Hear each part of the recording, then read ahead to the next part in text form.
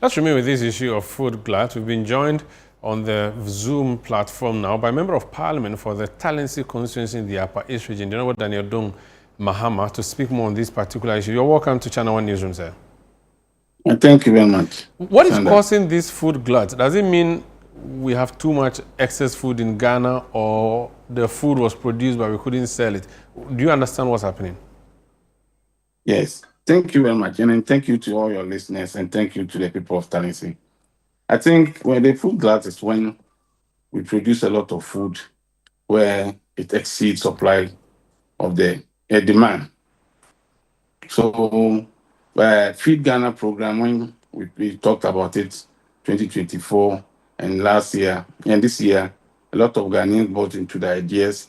Secondary schools and other individuals did house farming and other this, and this has led to the food glut. So we have a lot of supply of food that has exceeded the demand. That is simply what it means by when you say there's food glut. Is it just from one particular region that we have this food glut, or it is nationwide? I think it is nationwide. And it is a nationwide thing. And it is due to the favorable weather condition, and then a lot of education and the supports. But how come it hasn't translated necessarily in reduced cost of food on the market? Because if there's excess food, then it should come cheap, both the cooked and uncooked food. But food inflation isn't necessarily looking good. Thank you. What is happening is that when you check the prices of food in January, if you look at the northern part of Ghana, this is the time that we are harvesting. It is people are still buying the old produce, and this may lead to a factor that will increase the prices of products.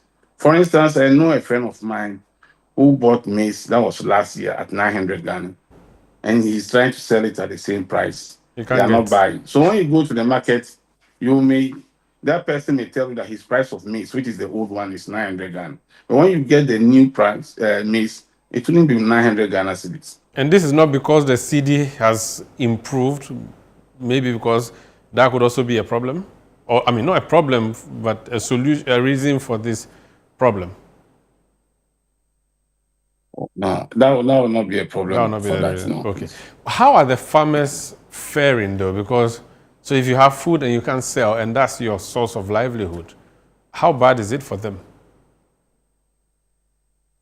I think there is panic with farmers who are just selling perishable items. But those who are having maize and other things, they know the directive that has been given by the Minister of Agric that buffer stock could be buying the produce. So because of that, those who have maize actually they are not panicking. But some of them, the problem is about storage. They don't have a large place to store. So I think with buffer stock now that have been put on roll, very soon this thing will be a thing of the past. Your colleagues in Parliament on the other side are asking for a ministerial briefing on this matter. What do you make of that?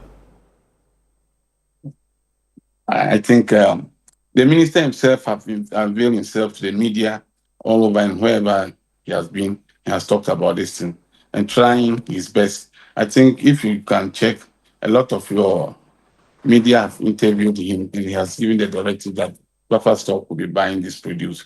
So I think this one, somebody want to make a name by just saying the minister to come and brief. It's true that there is a drought, but the minister have done his work. And Honorable, can you hear me? Apologies, we lost the Honorable Member of Parliament for Talensi. He was speaking to us about this issue of food glut. I was going to actually ask him my last question as to whether we should do something in terms of storage. Honorable, can you hear me?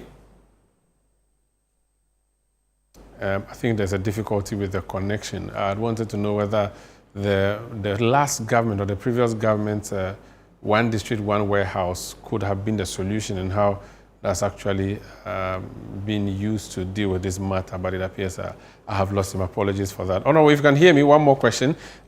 The previous administration said they were going to introduce one district, one warehouse, because it is not a bad thing that we have overproduced, it's an opportunity for us to store and sell later. It's something we've always done. How come we are unable to do that now? I think one district, one warehouse. I don't have the statistics, but I think it is not actually something that was implemented. And truly, with successive government in the northern part of Ghana, you can find a lot of warehouses that were constructed, not today.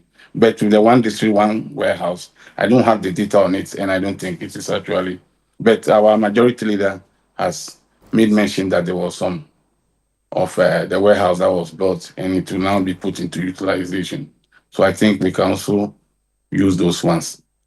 So it means that we don't have at least your constituency, are there warehouses? Do you see warehouses in your region and your constituency built by the government?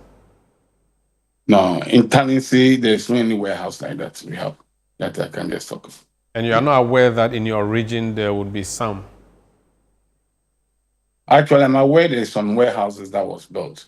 Okay. But in my district, we don't have one. Okay, so then what solution would there be for farmers in your constituency, for instance, who have excess food? I mean, in the village when I was growing up, when we have excess maize, we put it on the sheds. But that's not a best way of storing food in this modern day. There could be better ways of doing that. I don't know what your advice and proposal would be to deal with this food glut. For a farmer who is watching us tonight, what should they do? What I would say is that the farmers who are watching us, they shouldn't be panicking. They should try and use their old method.